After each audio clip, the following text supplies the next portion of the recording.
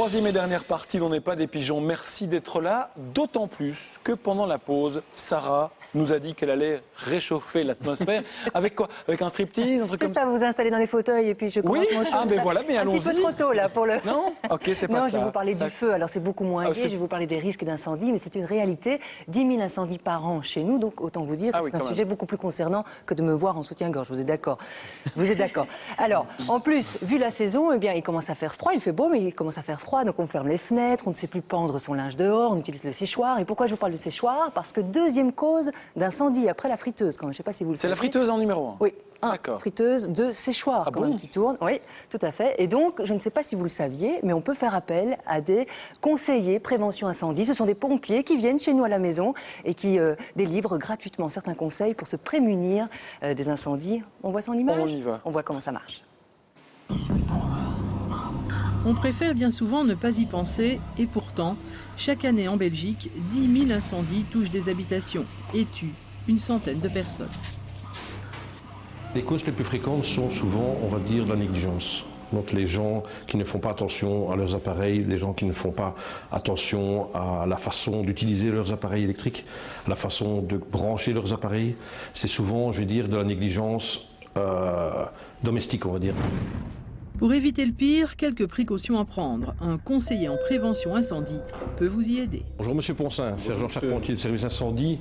Je viens dans le cadre de votre demande. Je vais faire le tour avec vous de votre bâtiment, de votre maison, et on va au fur et à mesure voir un petit peu ce qui pourrait être amélioré pour éviter que vous n'ayez justement un jour des problèmes, un incident ou un incendie. Donc on va commencer par le bureau. Je vous suis. La visite est totalement gratuite. Premier point à surveiller, les appareils électriques. Évitez de poser des papiers, tout ce qui est inflammable sur les engins électriques. Donc je vois que là-bas vous avez un photocopieur, scanner, imprimante. Évitez de déposer parce qu'en cas de surchauffe, le papier va prendre un surfeu beaucoup plus vite que le plastique de l'imprimante. Évitez aussi de surcharger les multiprises et d'empiler des appareils tels que décodeurs, modems ou lecteurs en tout genre. Les électroménagers sont aussi à surveiller. Donc ici dans la cuisine, toujours faire attention que la cafetière soit bien éteinte, parce que c'est aussi un élément qui peut surchauffer si on oublie d'éteindre. Une fois qu'il n'y a plus de café dedans, ça va continuer à chauffer. Et éviter de poser des objets sur les tacs, même la friteuse, parce que quelquefois on voit des gens qui mettent la friteuse électrique sur la tac directement. Le problème c'est que si quelqu'un malheureusement allume la tac, mais on ne va pas s'en rendre compte tout de suite. Si on n'est pas directement dans la pièce, le plastique, lui, va chauffer et va pouvoir s'enflammer aussi. Et si la friteuse s'enflamme, le bon réflexe, c'est de la couvrir avec un linge humide. Il se protège les bras et les mains. Qu'est-ce qu'il va faire? Il va couvrir doucement la friteuse. C'est un des seuls feux où on n'utilise pas d'eau. Si vous utilisez de l'eau, c'est la catastrophe. Parce que même une petite quantité d'eau transformée en vapeur entraîne l'huile brûlante dans l'air, créant une véritable boule de feu. Plus surprenant, le sèche-linge est une des causes principales d'incendies domestiques. Un sèche-linge a besoin d'air pour fonctionner. Son air, il doit le prendre, il le prend quelque part, il le prend à l'arrière. Évitez de poser du linge sur le sèche-linge parce qu'on peut avoir du linge, et je vois que vous avez là des couvertures à côté. Ce linge peut tomber, glisser aussi derrière le sèche-linge, empêcher l'air de passer, créer une surchauffe et à ce moment-là on peut avoir un problème électrique au point de vue du sèche-linge. Enfin, dernier point, mieux vaut savoir où couper les sources d'énergie, eau, gaz, électricité et laisser ces endroits accessibles. J'ai vraiment appris des gestes au quotidien et notamment oui, en termes de rangement. On se dit qu'on est dans un environnement sûr et finalement quand on a ce type de visite, on se rend compte qu'effectivement il y a quand même pas mal de sources de danger. Donc on doit vraiment continuer à être très vigilant par rapport à tout ce qui a été dit. Une récente étude montre que 2% des Belges seulement envisagent la prévention incendie.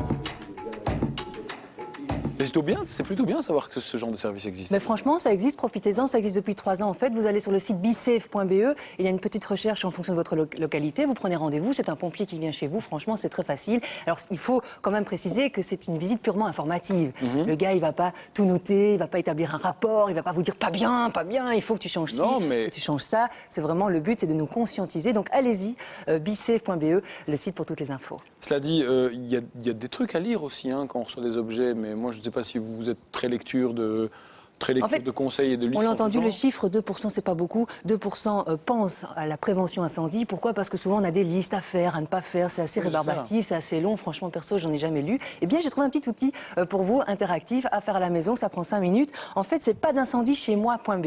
Et là, c'est vraiment un questionnaire où déjà on personnalise, on établit un profil. Et après, c'est une quarantaine de questions. Ça paraît beaucoup, mais ça va très vite, très vite. Après, on a les résultats avec les explications. Alors, je l'ai fait. Ça m'a pris franchement 4 minutes. Donc, allez-y à la maison. Donc voilà, je suis propriétaire, une 3 façades, j'habite une vieille maison, etc., etc. Donc le profil, et puis après, on entre dans les questions proprement dites. Et là, franchement, voilà, c'est le résultat. De 0 à Ah, mais j'ai 3, marqué, c'est l'échelle. J'ai vu peu mieux faire chez vous quand même. Allez, je pensais être c'était- conscientisé, franchement, on sait les choses qu'il faut faire, mais alors, est-ce qu'on les fait réellement? Et ça, le questionnaire met franchement le doigt là-dessus, parce que j'ai pas établi un plan d'évacuation. On y pense comme ça, on se dit, tiens, s'il y a un souci, on sort par là, on va par là, mais on n'a pas fait un plan détaillé avec les sorties de secours, on n'a pas de couverture incendie à la maison. Enfin, c'est toutes des choses qu'on sait, mais en fait, on ne le fait pas. Ah ouais. Donc c'est ça. Et franchement, ça prend quelques minutes, on a toutes les explications, ce pourquoi du comment. Par exemple, pourquoi le séchoir? Deuxième cause d'incendie, parce qu'il y a la poussière qui peut s'accumuler et ça peut chauffer le moteur et donc bam, ça peut partir en fumée. Personnellement, moi je laisse tourner les machines à la maison, je sais pas vous, franchement. Oui, si, honnêtement, oui, on se dit que c'est fait honnêtement, pour. oui. Bah oui. Voilà, il y a danger, c'est une des premières questions du test. Donc allez-y, c'est pas d'incendie chez moi.be. Il y a des questions bateau, parfois c'est plus technique. Par exemple, on parle de porte qui dure 30 minutes, qui retient le feu pendant 30 Ouais. minutes. Est-ce qu'il y en a une par étage? Comment? Allô? Je ne sais pas. Donc Déjà, franchement, l'alarme incendie, j'espère que tout le monde a ça, à la maison. ça c'est un minimum, C'est obligatoire. bien sûr. en plus, La question est donc, posée, la question est donc posée, voilà, mais ça, donc j'ai ça, quand même c'est- dit oui. Je suis nulle, mais quand même pas trop. Je Donc, crois qu'on va tous faire un tour